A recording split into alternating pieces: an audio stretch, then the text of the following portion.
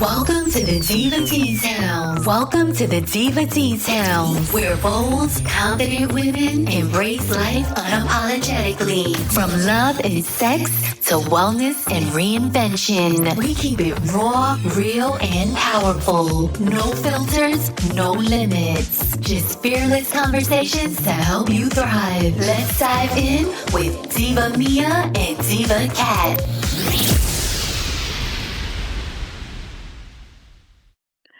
Well, hello, this is Diva Mia. Today I wanted to talk to you a little bit about finding love after you go through a breakup or a divorce, or you've been on your own for a while, or something happens and you want to get back kind of in the game to look for someone again. And it's a challenge these days. I will say a lot of people go on dating apps, and what we're finding is that less people are really connecting with people. There's like a disconnect because of technology, not more of a connection. One of the things to think about is when you're ready to date again, first you go through what's called like an emotional void, where I think a lot of people don't want to connect. They don't want to be vulnerable. They don't want to open themselves up to another person after a breakup or divorce. And there's a reason for that. You need to protect yourself. You need to figure out what your boundaries are and what you're allowing in your life in the future, and what type of person you want to have in the future. There really is a difference between being alone and loneliness. I think that loneliness is when you're craving another person so much that it's kind of a sign that there's something in you that still needs to be healed.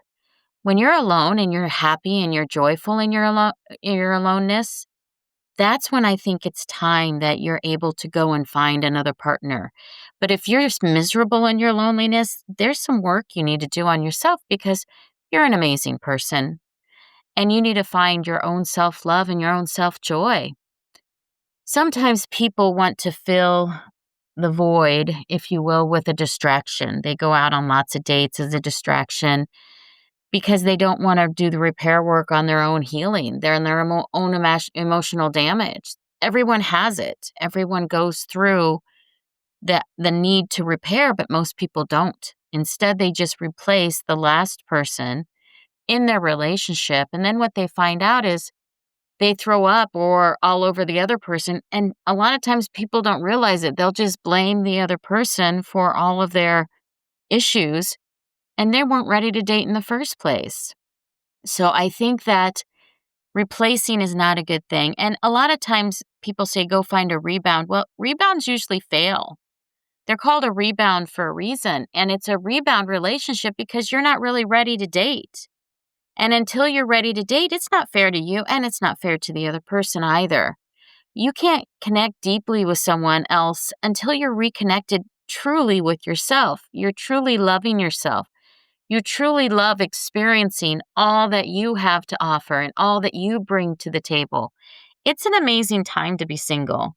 Being single is all about rediscovering yourself and loving yourself. Now, I'm not saying you can't sample date, but really, what is the point? If you're not ready to date, there's really no reason to date. I think the biggest part that you need to realize is you really need to focus on healing. And I can tell you, I've been on the dating apps and I have met so many different men. A lot of times I just go on one date, or I don't even get to the date level after talking to them for a little bit, because I realize they're not healed and they will use you as the healing tool. I've had men complain about women to me nonstop and how terrible women are. And that's not a guy that's healed, because he's grouping all women into the 3 women or 4 women that have hurt him in the past. And there's more than 3 or 4 women in the world. There's billions of women. So for people to behave that way, it shows a sign of emotional immaturity and a sign that they're not really healed. And you have to realize that there are some amazing people out there, some really good-hearted, true loving people. And you just need to be able to open up and be vulnerable, because there's a lot of women that won't cheat on you. There's a lot of women that love fully and completely and emotionally. So it just depends on what you're looking for. Just because you've had 3 people or 5 people, even 10 people, doesn't mean that all women are bad. And the same thing goes with men. I know a lot of women have been cheated on, or their spouses have done things that have not been good, or they've treated them terribly. That don't loop all men into that category. There's a lot of good, solid men out there. Now, I am going to say you have to filter through a lot. And the faster you can filter through them, the better. If you can filter through them in 1 or 2 weeks to determine whether or not they're a good fit, then wonderful. And here's the thing, it doesn't take a lot of work because most men will filter themselves off. If you're a high value woman who's confident in themselves and loving yourself and ready for a real relationship, the ones that aren't right for you, they kind of just go by the wayside on their own. Now, you will have to filter through some manipulators and some narcissists and some people that are all into their ego, but the faster you can do that, the better. If people are getting triggered and jealous, or they overthink, or if it's giving you a bad vibe, I think it's not the right person for you. And if you're getting triggered or jealous or overthinking, you're not healed and you're not ready to date yet. If you're avoiding the other person, you're not ready to date yet. If you can't give consistent communication, you're not ready to date yet. Healing means that you're not just healed mentally, but you're also healed emotionally, which a lot of people aren't. A lot of people will come to you and they're just an emotional wreck. They think they're okay, but they're not. And you can tell it because what happens is when you do try to date them, they throw up roadblocks, or they start to ghost you, or they complain nonstop about the other people. So if that's the type of person that you're dating, they're just not emotionally healed yet and they need some more time. And it could be a month. I mean, some people, if they really focus, can heal a lot in a month. It could be a year. You just don't know. And then spiritually, I mean, I think when you have a soul connection, when you're in a relationship, you create a soul connection with another individual. And when you're broken up, or you get divorced, or they cheat on you, or something happens, it damages your spirit. And that is where I think our vulnerability is, our trust is, our lovingness is. And until that is healed, you're not going to be able to trust anyone else. You're not going to be able to love anyone else fully. And why are you dating if that's not what you want?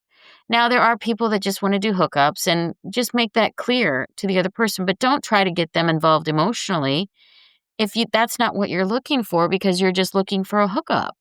And then there's the physical recovery. A lot of times people in marriages and in long-term relationships, they sacrifice their physical health and their appearance and their livelihood for the other person. And I don't think that's the way to go, but I've been guilty of it as well in the past. So physically, you may have to recover. You may have to get back in shape. You may have to take better care of yourself. And then maybe in the future, find someone that works out as much as you. Find someone that is into their health as much as you. But you're going to have to physically recover. But you do need to get back in shape. And now some people think they still look like they did in high school 30 years later. And I'm going to have to tell you, I don't look like I did in high school. Most people have aged. So you are going to have to realize that and adjust accordingly and take care of yourself. Journaling, I always talk about journaling, is one of my big go-tos. When I am struggling with something, I write it down. It helps me to get it out of my brain. As soon as I get it out of my brain, I'm able to function better. And then go to therapy. Therapy is a big one. You need to go to therapy in order to work on your mind and work on your mental and psychological state, so that you know why you treat men the same way or women the same way every time, and why you don't trust them. Therapy will help you work through those issues. And then maybe you'll attract a higher value person. If a high value person comes into your life and you're not healed, you're not going to be able to hold on to them. Because a high value man is not going to put up with someone that is not healed. And a high value woman won't put up with a man that's not healed. And we see the red flags. The red flags are pretty obvious. And it's best just to move on. If you're open and honest and vulnerable with a man and he can't be back with you, it's a red flag. I'm just saying. And some people take a little longer than others. I get that. But they show so many other signs that there's no reason to waste your time until they're ready. You should also do energy work. Now, we had on here a couple days ago an energy healer, and energy work helps you recover quickly. And it's one of the added things that people are really discovering to supplement their therapy with. It's crucial to heal your pain and to let go of that pain and anxiety and anger. There's anger there too, resentment and grief. Because when you lose relationship, a lot of times there's a lot of grief there and you need to let it go. I also really like the idea of traveling by myself. So a lot of times I'll go out to a restaurant by myself. I'll go on trips by myself, but I was doing that when I was married, but now it's even funner because I get to experience things from a whole different perspective. And when you travel alone, it's kind of empowering. Now, I don't recommend going to hot spots where it's not safe to travel, but travel where it's safe and you can feel comfortable and you can experience life in a totally different way. And then also do your breath work. Breath work is essential in healing. There's so many books out there right now on breath work that you can find how it actually does just release anxiety and brings in positive energy and positive vibes into your life. So breath work is nice. I recommend doing it in the morning and doing it at night, both. Doing it in the morning to kind of energize yourself and at night to just relax into a nice sleep, a blissful sleep and get great sleep. I will say sleeping does help, and you're going to be more tired when you come out of a deep or a long-term relationship that lasted for a while. It takes a lot of mind energy and emotional energy to heal. So you may need to give yourself a little bit of grace and do a couple naps here and there and just heal, because a lot of times you'll be up late at night thinking. Just sleep more. It will help the healing process as well. There's differences between healing for yourself versus healing to attract someone else. And I think the first step is to heal yourself. Some people try to heal to attract other people, meaning they hit the gym real hard and they get in shape, but they're still emotionally a wreck. They may be looking good, but their emotions are terrible. So when you try to date them, they throw up roadblocks. I actually had one person that I almost dated, but it felt like they were trying to find problems in me. They'd been through a lot of different challenges in the past with relationships, been married multiple times, gotten divorced. And so I had to end that because I wasn't wanting to deal with a person that was constantly trying to make me the bad person before I even started the relationship. So one of the things you also need to think about is forgiveness. Now, forgiveness of past relationships is huge. And when you can forgive and not be so bitter to the past relationship, and I kind of frame it as, what lessons did it teach you? What did you learn from that relationship? Because there was good times, I guarantee it, or you wouldn't have stayed. But what did you learn from the bad times as well? And take those lessons, write them down, and make it a learning lesson. And then the bitterness kind of goes away, because if you look at it as this was a lesson, something in my life I needed to learn, then there's no bitterness left. Now, I think betrayal when people cheat will always have some level of animosity towards the other person. You're not going to be best friends with a person that cheated on you. It just doesn't work. Unless you don't care about the cheating, to me, I'm not going to be best friends again with the person that cheats on me. But many people can create a level of co-parenting or a level of relationship where your acquaintances, not necessarily best friends. And then don't forget about forgiving you. I think forgiving yourself for staying longer than you should, because you know how they say hindsight is 20/20. That's completely true. Hindsight is 20/20. And if you don't forgive yourself, you're not going to be able to move forward in the next relationship. I think we all have wounds. I'm still carrying a few. And I just look at it as that wound just has scars over it. And I know now better how to behave in my next relationship and not to allow things to go on for as long as they do. And I am looking for my forever person, like I think a lot of people are. I think most people, if they're deep down honest, would be happy finding their person that they could spend the rest of their life with. that would bring them joy and happiness because they bring them joy and happiness. So I think through that loss, you have to learn from it, but you also have to know what you're looking for. I learned a lot through my loss, and now I've decided what I'm looking for my forever person. And then there's this energetic shift, I think, that happens. When you are healed, you change from a person that's thinking about their ex. In fact, I don't ever think about my ex anymore unless he has to pick up my children. I mean, he doesn't even pop into my mind anymore. So that energetic shift happens. And when that happens, I think there's a time of a plateau of where you just need to spend some time rediscovering you and loving you. And then once you do, you can attract what you're ready for. And I think it will come to you. I'm not big on the dating apps anymore because what I've found is they tend to be places where there's a lot of damaged people that are just going for hookups. I'm at the point where I think I can attract or manifest the person I'm looking for. I don't know who they are, and I'm close, but I will attract them and they will come to me. I don't have to go running to them. It's just going to happen. And one of the things that, you can realize once you're ready to attract someone is you're not looking anymore for validation or attention. You're looking for connection. You're looking for alignment. You should be able to enjoy your own company. If you have fun, I mean, I was honestly dancing in my car the other day and people thought I was crazy, but it's okay.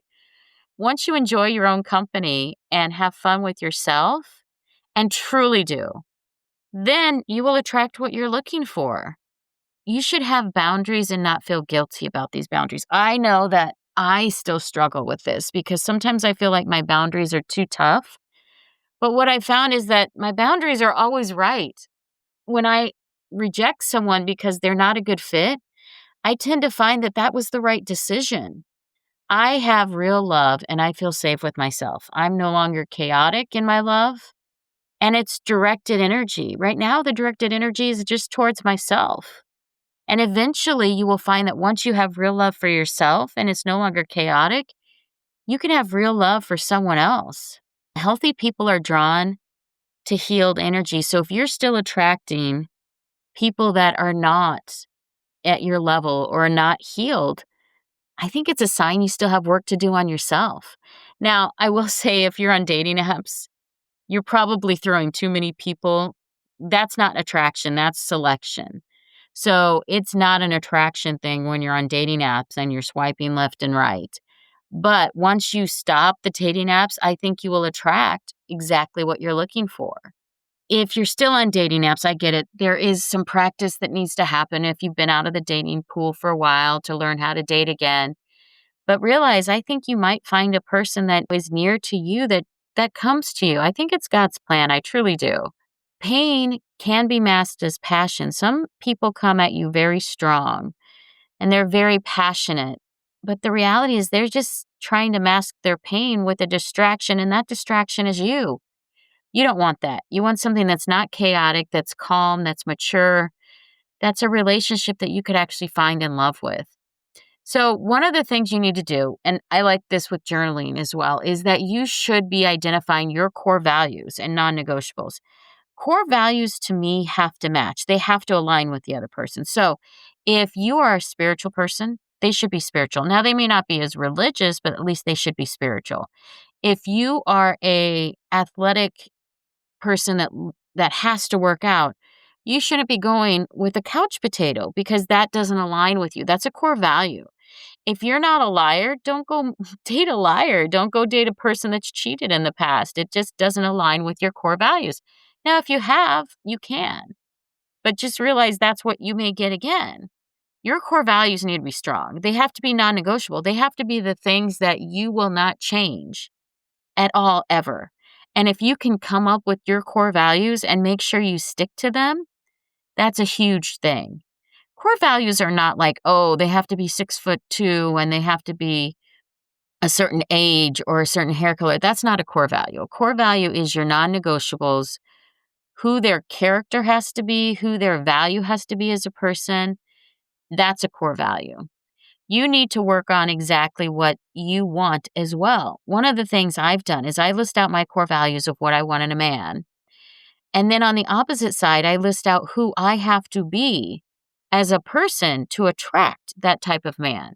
So if you want a person that is high quality, that doesn't cuss all the time, doesn't have a potty mouth, that doesn't reject other people or treat people badly when they go to, say, out for dinner, then why are you treating people bad when you go out for dinner? Why are you cussing every other word? Why are you not spiritual if you want them to be spiritual? If you want those things as core values, you need to be that person too. You need to embody that. And that's work you need to do on your own. You don't want someone else to come in and change you. You need to do it on your own. And make sure you're satisfied with it, because sometimes people think a core value is negotiable for themselves. No, it's something that's fixed that you don't change. It will help you develop your self-worth, because if your core value is a non-negotiable and you never change it, then you're actually trusting yourself. You're actually being truthful to yourself. You're actually loving yourself and doing exactly what you say. So if you say your core value is working out and you only work out once a week, that's not a core value. Working out is a lifestyle, and you need to make sure that you are living up to your own core values. And then practice receiving love. I know this was one of my challenges. I think this is kind of one of those steps in life that you have to evolve to. And once you can receive love, and that's kind of where I'm at now, if you can receive love, then you can actually go into a relationship and be vulnerable and be open to different types of people, and maybe open to the right person as well. There are no timelines, guys. This is not a race. You get to run at your own pace. Think of it as it's just a journey, but the journey doesn't have a deadline. So you get to take as much time or as little time as you want. But don't be desperate and don't settle and take the first person that comes along because you think that this is a race. You have to set an intention that you're looking for the right person, the person that completes you, the person that makes you feel whole. And I think when you find that person, you'll just know it. Be open to it. Don't be fixated on an end date or a goal. That's what gets you into trouble. I think a lot of women get married younger in life because they have this whole biological clock, as they call it, ticking, and they may marry the wrong person because of it. And then when they do, they end up getting divorced, or they're just unhappy in a marriage that lasts too long. And they realize maybe they should have made a different choice. Let's not do that again. So if that's where you're at, make sure you take your time, you look for real love, and you find that person that you connect with that makes you feel whole. And it's something so magical and special when it happens, you'll know it. And the healed version of you will show up. And that person will be ready to receive love. That person will be open to love. That person will be vulnerable. Remember, say to yourself, I am worthy of love that honors my heart. I personally feel like I'm worthy of love that reciprocates in the way I do. People think I'm crazy. They're like, Maria, you can't change people. And I don't want to. But I do say I want someone to love me the way that I love them. And if they don't, that's okay. It's not a fit for me. Maybe they're a fit for someone else and they'll find their perfect person. I heal more every day, and I trust that the right love will find me when I'm ready. And until that time, I'm just going to keep working on me. And I get better every day. Every day I get better looking. That's what I say. Every day I get in better shape. Every day my heart heals more. So I'm not in a rush, but I am looking for the right one. I don't chase love. I attract it. I'm not going to ever chase it, which is why as well, I feel like the dating apps is chasing love. Now, there are people that have met their ones, and if that's your thing, that's fine. But I don't want to chase. I want to attract the right person into my life. Healing is a journey. Sometimes you use detours. Sometimes you think you're going on the right path. You think you're healing, and then, oops, you brought the wrong person into your life, and you took a little detour. Now it's time to get back on that path and heal again. So just realize sometimes it's not a straight line, and sometimes we do take people in that we think will be the right ones, but they just don't work out. So don't be so hard on yourself. Just when you realize they're not the right one, don't linger with them. It's time to move on. If you want to share your healing struggles, do it on social media if you feel like it. If not, feel free to message us. We're open to listen and help. And I wanted to just thank you. I know your time is precious, but hopefully this helps you move on. It helps you move past where you've been struggling in the past and helps you grow into a way that you will find your forever person and they will bring you joy. And you'll realize that everything up to this point was just a life lesson. I hope this helps. This is Diva Mia signing off. Have a wonderful day. Thanks for tuning in. Like, subscribe, and drop a comment. We'd love hearing from you. Visit thedivadetails.com to connect. See you next week for more. Diva Details podcast and website are intended solely for informational and entertainment purposes. The content provided does not constitute professional, medical, financial, or legal advice. We are not licensed medical practitioners, financial advisors, or legal professionals. Always consult with a qualified healthcare provider for medical advice, diagnosis, or treatment. Any financial topics discussed are based on personal opinions and experience and should not be considered professional advice. The content provided does not constitute legal advice. The Diva Details and its affiliate contributors and guests are not liable for any losses or damages arising from the use of our content. The opinions expressed in the podcast are solely those of the speakers and do not necessarily reflect the views of any affiliated organization, sponsors, or partner. All facts discussed in the podcast are researched and accurate to the best of our knowledge at the time of recording. Information may change over time. No guarantees are made regarding the accuracy, completeness, or reliability of any statements or opinions presented. It is the responsibility of the listener to verify any and all facts that may influence their decision. This podcast is for information and entertainment purposes only and should not be considered professional advice.